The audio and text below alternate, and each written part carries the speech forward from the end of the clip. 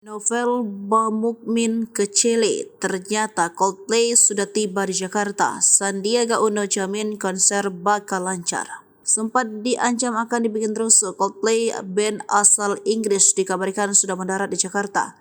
Kabar tersebut diketahui dari postingan pihak promotor, tim manajemen, dan Big Entertainment mengabarkan bahwa Chris Martin dan lain-lain telah tiba di Jakarta Selasa 14 November 2023.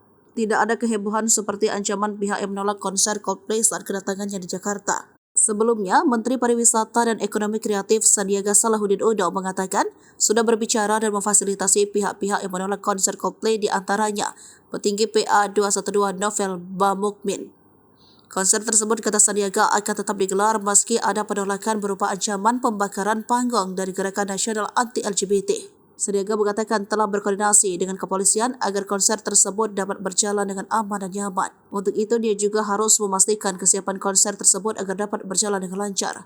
Ia mengatakan ada sejumlah konser dalam beberapa hari terakhir yang terkendala seperti konser sebelumnya. Sandi tak ingin hal itu terjadi di konser Coldplay karena akan jadi perhatian dunia. Sandi menambahkan, Kemenparekraf optimis kedatangan Coldplay ke Indonesia bukan saja akan mendongkrak jumlah wisatawan mancanegara, tapi juga semakin menggerakkan roda perekonomian terutama di Jakarta dan sekitarnya. Sebelumnya, ribuan massa Gerakan Nasional Anti-LGBT se-Jabodetabek mengancam akan memadati Gelora Bung Karno, bandara hingga hotel tempat singgah para personel band Coldplay menjelang konser berlangsung.